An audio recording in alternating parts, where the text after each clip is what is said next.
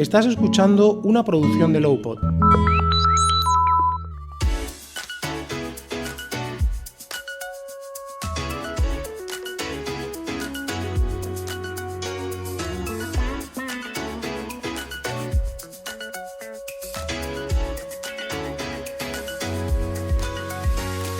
Cuando alguien nos habla de patrimonio, puede que se nos venga a la cabeza una obra monumental. Pensamos en un Partenón o incluso en el propio Capricho de Gaudí. Pocos pensarán en una tradición o una cultura, y aún menos en música. El patrimonio musical es fundamental para entender las sociedades pasadas y presentes, pero tiene un gran reto. Gran parte de las manifestaciones musicales no han sido materiales, por eso su conservación y recuperación es muy compleja. El Capricho, de hecho, es una obra en la que la música juega un papel fundamental, desde las referencias en el interior y exterior de la casa hasta cómo está construida la propia arquitectura. Es una oda a la música y a la naturaleza, por otra parte, pero eso es otra historia. Nos ponemos al habla con el Capricho de Gaudí para hablar sobre cómo integrar la tradición musical en un museo como este.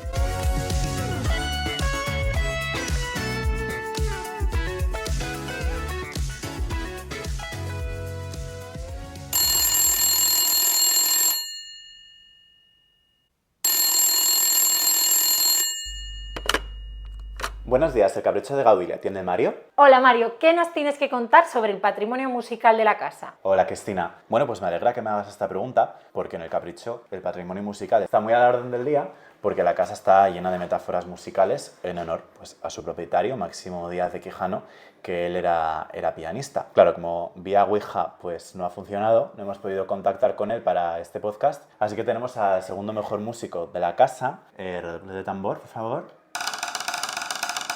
Silvia Viloria. Hola, buenas. Por cierto, este redoble de tambor nos lo ha hecho ella, porque los compañeros de sonido pues están de baja. Cuéntame, Silvia, ¿a qué te dedicas? Cuéntanos un poco. Pues nada, además de músico, de percusionista, de ahí el redoble de tambor, pues soy guía por aquí, por el Capricho. Bueno, vamos a ello, porque tengo muchas preguntas que hacerte, ¿vale? Que seguro que vas a aportar puntos de vista muy interesantes a este episodio. Primero, te pregunto, ¿qué tiene el Capricho de musical? Ya con ojos de profesional, ¿no? A ver qué nos puedes contar. Pues como muy bien sabes, tiene un montón de referencias musicales por toda la casa, desde una partitura por completo en el exterior, con su clave de sol, pentagrama y en este caso corcheas, hasta ventanas que hacen música. O sea, tenemos música por todas partes. ¿Crees tú que a los directores de Mamma Mía les podría interesar un plató como esta casa musical para una hipotética tercera parte? ¿Y por qué solo hablar de Mamma Mía y no hablar de cualquier musical? Es verdad. Bueno, ahora sí, te hago la segunda pregunta, pero de verdad. ¿Qué está haciendo el Capricho actualmente para poner en valor el patrimonio musical del propietario? Lo que hacemos en el Capricho son dos cosas. En primer lugar, en las visitas guiadas, en un momento de la visita, lo que se pone es algo de música compuesta por Máximo. En este caso, lo que tenemos grabado son 9 valses dedicados a la reina Isabel II para que puedan escuchar lo que hacía Máximo y cómo componía y para que tengan en cuenta la acústica de la sala en la que se hace. Eso de cara más en las visitas, de cara más a nivel interno, lo que estamos haciendo es recuperar ese patrimonio que todavía no está grabado ni digitalizado, que está en manuscrito, sobre todo una zarzuela que se llama Mundo, Amor y Vanidad, y estamos en proceso de eso, de dejarla al menos por escrito en digital para poder tener un registro ya no solo para nosotros, sino para la posteridad.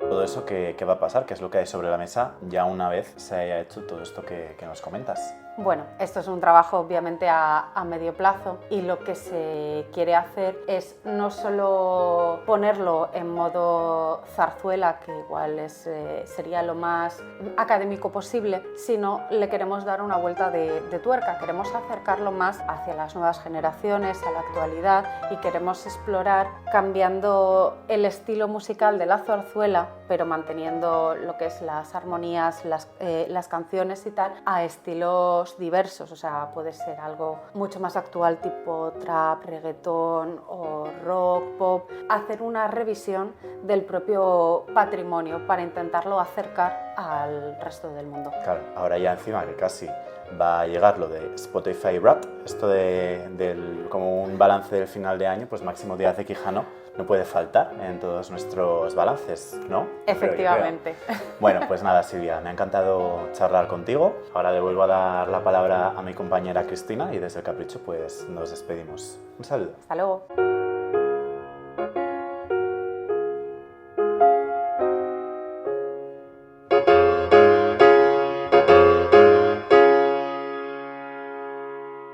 Cuando estuvimos pensando en las temáticas del podcast, sabíamos que la música debía formar parte. Y cuando hablas de patrimonio musical, de recuperación y conservación, una persona se te viene a la cabeza.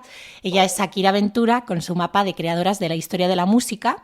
Es flautista, musicóloga, especializada en investigación en patrimonio musical, y es un verdadero placer tenerte hoy en El Arte de Compartir. Bienvenida. Muchísimas gracias. Es un placer estar aquí. Bueno, empezamos ya con las preguntas, una más genérica. ¿Es la música parte del patrimonio artístico? Bueno, para mí sí, por supuesto, porque la música nos habla de la cultura, nos habla de la sociedad, nos habla de la memoria, de la historia y, bueno, como tal, se debe cuidar y poner en valor. ¿Cómo dirías que se puede musealizar la música, digamos? ¿Cómo se pone en el contexto artístico institucional del museo, la música? Bueno, en primer lugar, creo que valorándola, entendiendo que se trata de una forma artística de gran valor que describe de alguna manera la sociedad en la que vivimos, que tiene una capacidad casi incomparable para transmitir sentimientos y emociones y cuyos resultados, las composiciones, son obras de arte y se deben considerar como tal. Hay muchísimas formas de valorar la música, ¿no? Pero la que yo disfruto cada día es desde su entendimiento, comprendiendo todos los fenómenos que ocurren en torno a ella, cuándo se ha creado, por quién, qué hechos históricos acontecieron en ese momento, qué público había. A partir de ahí, evidentemente, hay personas e instituciones que tienen las herramientas necesarias de gestión económicas para poder recuperarla, estudiarla y difundirla, poniéndola en alza y que así cada vez llegue a más personas y dure en el tiempo. ¿Podrías destacar algunos de estos referentes, ¿no? Algún ejemplo de algún museo que sea referente en ese proceso de traer la música a la institución o a la obra? Bueno, realmente referente de museo podría citar, por supuesto, el Museo del Prado, pero tal vez me gustaría destacar más la labor que llevan a cabo instituciones como, por ejemplo, Patrimonio Nacional, ¿no? Una institución que preserva y da a conocer un legado súper amplio, no solo de música, claro, pero en el tema que me concierne, pues le doy importancia porque lleva a cabo multitud de proyectos de recuperación de partituras e interpretación de música, porque si lo escrito en una partitura no se interpreta, pues no es música, ¿no? Hay que darle vida a aquello que una persona en un momento determinado escribió. E instituciones como esta permiten que esa música pues vuelva a estar o vuelva a conocerse y que a partir de ahí haya museos que puedan introducirla para darla a conocer. Precisamente iba por ahí la pregunta, ¿cuál ha sido el reto de preservar el patrimonio musical durante la historia de la música? Sobre todo teniendo en cuenta de la importancia, ¿no?, del patrimonio inmaterial en el mundo de la música. Sí, la verdad es que, bueno, en cuestión de bienes materiales, creo que el primer reto ha sido elegir aquellas obras merecedoras de ser preservadas y recuperadas para su futura interpretación, porque como los fondos y las ayudas económicas nunca son suficientes, al final, desgraciadamente, tienes que elegir. Y en el caso de la historia de la música, se ha elegido siempre la música compuesta por hombres antes que la música creada por mujeres. De ahí la necesidad de trabajar tanto en este sentido, para que la música de las mujeres se conozca también. El reto con las partituras, entonces, pues bueno, debe ser conservarlas a una temperatura determinada, en unos archivos concretos que no perjudiquen el soporte, el papel, que solo la manipulen especialistas que no vayan a deteriorarlas, etcétera. De igual modo, también dentro de los bienes materiales, también ha sido y es importante conservar los instrumentos musicales de épocas pasadas que nos hablan de la interpretación musical de su momento y conservarlos en las mejores condiciones, igual que las partituras, en espacios y con los cuidados adecuados para que se conserven en el mejor estado posible, igual que aquellos objetos que sirvieron para grabar música, como discos de pizarra, rollos de pianola, etcétera. Y también conservar y analizar otros elementos a priori más simples, como los programas de concierto, las entradas, y no vale solo con conservar, sino también realizar la pertinente investigación que determine su relevancia en ese momento determinado y que sirva para escribir mejor o más al detalle la historia. Concretamente, los bienes inmateriales, como bien decías, la música es principalmente inmaterial porque es una disciplina artística que debe escucharse. Todo lo demás está muy bien, pero la música es para ser interpretada y escuchada. Entonces, creo que el reto principal es el poder transcribirla para que su lectura sea fácil y proporcionar medios para que pueda interpretarse y grabarse de manera que pueda conservarse en el tiempo. Entonces, esa recuperación del patrimonio musical sería a través de esas transcripciones de las obras, ¿o cuáles serían los pasos a seguir, digamos, para recuperar, por ejemplo, una pieza musical concreta?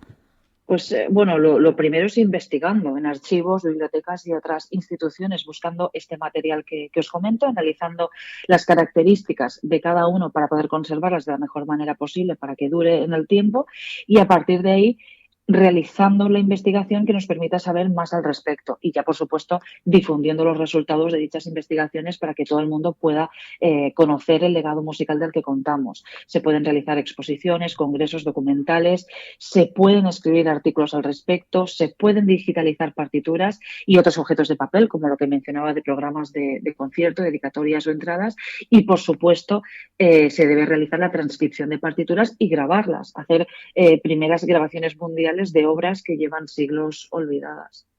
Súper interesante este proceso y también interesante la propia idea, ¿no?, de la música como patrimonio, que esto quizás es una pregunta también más genérica. ¿Qué puede llegar a tener esa importancia que puede llegar a tener la música a nivel social o cultural? ¿Qué nos dice, por ejemplo, la música de hoy de la sociedad actual? Bueno, creo que principalmente lo que nos dice es el ritmo frenético y de consumo en el que vivimos. No sé si te referías a la música considerada académica o si por el contrario hacías referencia a la música de uso comercial. Yo me voy a referir a esta última porque al final es la que la sociedad consume todo el tiempo. O sea, en las instituciones podemos estudiar la música de siglos pasados, perfecto, pero la realidad es que ese alumnado que estudia la música de siglos pasados en clase, o el alumnado de los institutos, o aquellas personas profesionales del ámbito laboral, luego salen de la institución o de sus trabajos y en su móvil, en su coche o cuando salen de fiesta lo que escuchan es otra cosa, en la mayoría de los casos, ¿no? Entonces, o aquella música de fondo en televisión, en los comercios, en los establecimientos deportivos. Entonces, lo que la música comercial me dice de la sociedad actual es que vivimos en un momento de consumo que da vértigo. Es ese tipo de música que se crea y se produce como churros. Tenemos tal oferta que supera con creces la demanda de la sociedad, pero lo que debemos valorar es si estamos recibiendo la música que realmente queremos y nos gusta o si nos estamos conformando con lo que nos han hecho creer que nos gusta. Y eso solo en términos puramente musicales. Luego tendríamos que abrir otro debate de si las letras de esas músicas realmente reflejan los intereses, los valores o la forma de ser de la sociedad, por ejemplo. Te preguntaba además esa idea, ¿no?, de lo que nos dice sobre nuestra sociedad. ¿Qué nos dice también esa invisibilización de las mujeres en la música sobre la sociedad pasada y presente? Bueno, nos dice que nos hemos olvidado completamente de las mujeres, o al menos que nos hemos olvidado de ellas en su faceta de creadoras, de personas independientes y capaces de asumir roles de liderazgo. Por supuesto, las mujeres sí hemos tenido representación en aquellos roles estereotipadamente femeninos, los que tenemos permitidos: madres, amas de casa, cuidadoras en general, musas, mecenas, pero en muy pocas ocasiones se nos ha hecho justicia valorándonos desde otras perspectivas, como por ejemplo generadoras de arte. La música entonces vemos que tiene sesgo de género, ¿tiene sesgo también de origen? Sí, por supuesto. O sea, lamentablemente en Europa nos consideramos el ombligo del mundo, como si nunca hubiera existido nada más que mereciera la pena contarse y plasmarse en los libros o preservarse y difundirse fuera de lo que son nuestras fronteras o como mucho en Estados Unidos. Esta es una lacra que sigue dándose todavía hoy en día. Me lo cuentan continuamente las compositoras y musicólogas latinoamericanas que he tenido el privilegio de conocer a raíz de mis conferencias y cursos de formación en Panamá, Colombia y México, que me dicen que existe un profundo desinterés, que todavía hoy en día no hay ese interés por conocer qué ha ocurrido o está ocurriendo en otras partes del mundo. Y eso al final solo habla de lo incultos que podemos llegar a ser. Ahora acercándonos un poco a tu proyecto, que tiene muchísimo que ver, por supuesto, con romper este sesgo, esta barrera de género y de origen, ¿qué es el mapa de creadoras de la historia de la música? El mapa de creadoras es una herramienta digital de uso libre, gratuito, que sirve para conocer a compositoras de la historia de la música, pasadas y presentes y de todo el mundo, ¿no? Como su propio nombre indica, es un mapa en el que puedes ir viajando, verás las caritas de las compositoras repartidas por los continentes y si haces clic en alguna de ellas, se abre una ficha individual para poder ver su rostro, conocer su nombre, sus fechas de nacimiento y muerte, unas líneas biográficas y también una muestra sonora de su catálogo porque, insisto, la música debe escucharse. Me parecía fundamental que pudiéramos conocerlas a ellas, pero sobre todo conocer su música, qué composiciones crearon. ¿Cuál crees entonces que sería el valor añadido fundamental que aporta el mapa de creadoras a la historia de la música? Bueno, si aporta o no a la historia de la música, me temo que solo lo sabremos dentro de muchos años, ¿no? Cuando se reflexione al respecto, pero por ahora lo que sí me han transmitido a lo largo de estos años es que su función de herramienta divulgativa para visibilizar a estas mujeres la ha cumplido perfectamente. Hay personas que solo se han acercado a las compositoras a través de esta plataforma y es algo que nos debe hacer reflexionar, porque por supuesto hay muchísimas mujeres que llevan investigando sobre la temática en España durante décadas, pero esos trabajos son sus aportaciones y trabajos, que de hecho yo no habría podido embarcarme en esta investigación de no ser por ellos, dichos trabajos de corte académico ofrecen sus resultados a un ámbito muy cerrado o muy específico al que no todo el mundo tiene acceso. Por tanto, lo que yo ofrezco con el mapa de creadoras es la parte divulgativa, la que facilita el conocimiento de estas creadoras. A partir de ahí, quien quiera profundizar tendrá que hacerlo mediante esos análisis, publicaciones e investigaciones que yo misma manejo día a día para seguir aprendiendo y ampliando mi proyecto. Claro, digamos que es una forma de acercar de una manera simple una historia que ha sido invisibilizada también a la sociedad. Sí, efectivamente. Por ejemplo, también por unir este mapa de creadoras con el propio capricho de Gaudí, he visto que en el siglo XIX hay bastantes mujeres creadoras, compositoras. Por ejemplo, en el siglo XIX, en el momento de la construcción del capricho, ¿qué mujeres estaban componiendo?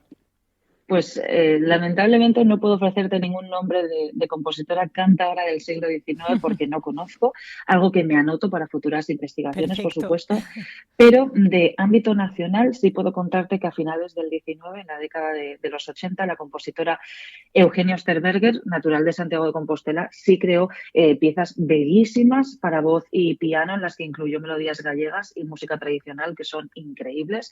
O también tenemos el ejemplo de Lluïsa Casagemas, una compositora, violinista y cantante catalana considerada una de las primeras mujeres en componer ópera en Cataluña. Solo por mencionarte un par de ejemplos, porque como bien dices, en el siglo XIX en España tenemos a grandes nombres que crearon gran música. Bueno, pues nos anotamos estos dos nombres, nos pondremos a escucharlo en cuanto terminemos este episodio. Como hemos introducido un poco en una parte inicial, la de Al habla con el capricho, el edificio precisamente es una obra muy cercana a la música. No sé si lo sabes, Máximo, el propietario, era un gran amante de la música y Gaudí, digamos que crea una casa en clave de sol. ¿De qué manera la música puede ser fundamental en la creación de una obra, como en este caso, pero en otros también? Seguro que es esencial para el creador. Sí, la verdad es que no lo sabía, pero es cierto que la música puede ser fundamental para multitud de cosas, o sea, desde su invención y a lo largo de los siglos a la música se le ha otorgado múltiples usos y funciones y, por supuesto, funcionar como inspiración para llevar a cabo otros proyectos es una de ellas. La música puede servir para inspirar la construcción de un edificio, de una escultura, sirve para inspirar el relato de una novela, para una pintura o incluso una determinada música puede inspirar para componer más música. De ahí lo que comentaba al principio de no olvidarnos jamás de otorgarle el valor que, por supuesto, tiene a esta disciplina artística. Es muy interesante esta idea, ¿no? Este proyecto sonoro, este podcast que traemos, nos interesa también por resolver ciertas dudas que hemos tenido nosotros en el propio edificio, ¿no? Si quisiéramos aumentar el protagonismo de la música en las visitas, sea en este museo o en cualquier otro, ¿cómo te gustaría que fuese un recorrido con contexto musical? Creo que, no hay nada comparable a la música en directo, pero no solo la creada hace siglos, sino también la música contemporánea. Y la ventaja de las artes es que podemos mezclarlas en innumerables contextos con el fin de crear una experiencia mucho más completa o enriquecedora. De ahí que yo personalmente pues disfruto tanto de ciertas iniciativas o experiencias que llevan interpretaciones musicales en vivo a los museos, por ejemplo. El poder narrar la historia desde diferentes ópticas pictóricas, musicales, en una misma ubicación y en un mismo momento me parece mágico y que por lo que tengo entendido gusta al público, gusta y mucho. Y cuando la música en directo no pueda ser, porque entiendo que en algunos contextos puede ser complicado, también se puede recurrir a la música de fondo que complemente lo que se está viendo y viviendo. El Museo de la Música de Barcelona hizo una exposición de las músicas del mundo y utilizó la playlist que yo había realizado de creadores de la historia de la música para acompañar todo ese recorrido. Entonces fue una iniciativa que a mí me encantó. Pues tomamos nota también de ello. Sobre todo a veces nos preguntamos, ¿no?, cómo hacerlo. Durante un tiempo tuvimos la partitura física de una de las piezas que compuso el propietario de la casa y parece que en ese sentido el patrimonio material no llamaba tanto la atención. Ahora sí que tenemos en todas las visitas, reproducimos una pieza de ese repertorio que compuso el propietario y eso sí que conecta mucho, ¿no?, con la gente, que puede disfrutarlo en directo, no, pero bueno, sí que una grabación y sí que gusta mucho. Por supuesto, sobre todo porque ¿qué te voy a decir? Soy musicóloga, a mí las partituras antiguas, viejas, cuanto más viejas mejor, me encantan, pero al final, si queremos acercar esto a todo el público, igual hay cierto sector que ve el papel, ve la partitura y realmente no llega a comprender todo lo que puede esconder una partitura, ¿no? Todo el trabajo que hay detrás, esa incógnita de saber cómo sonará. Entonces creo que fue un completo acierto el poner la grabación, claro. ¿Cuál crees ahora que dirías que es el futuro del patrimonio musical? Bueno, por lo que a mí me interesa, confío en que quienes se dedican a preservar y rescatar el patrimonio musical pongan su foco de atención en aquellas figuras que han sido injustamente invisibilizadas a lo largo de la historia. Por lo que, como veis, no me refiero solo a las mujeres, sino a todas aquellas personas que por diferentes motivos, todos ellos injustos, han sido excluidas del canon musical y de quienes se ha dicho que si no se investiga y si no se recuperan sus obras es porque las mismas no merecen la pena y esto no es así. Por tanto, confío en que el futuro del patrimonio musical sea mucho más inclusivo porque solo de esa manera va a responder a lo que la sociedad realmente quiere o a lo que la sociedad realmente busca en este momento. Bueno, ha sido un placer escucharte, Shakira. Me gustaría una última pregunta, un poco de bonus track. ¿A quién te gustaría que trajéramos a este podcast? ¿Alguien que te gustaría escuchar en este formato? No sé si ya habéis tenido el placer de contar con él. Por supuesto, cuando se trata de divulgar sobre historia del arte en general, creo que evidentemente traer a Miguel Ángel el barroquista sería un acierto porque no solamente os va a poder hablar de historia del arte, sino por supuesto, además os puede ofrecer esa perspectiva musical que también domina al tener conocimientos musicales. Así que tal vez podría ser un buen fichaje. Pues perfecto. Agradecerte una vez más que hayas querido formar parte de este proyecto. Ha sido un placer escucharte y ver todo lo que tienes que aportar, ¿no?, al futuro y al patrimonio musical. Así que bueno, muchísimas gracias, Shakira, y nos vemos pronto. Muchísimas gracias.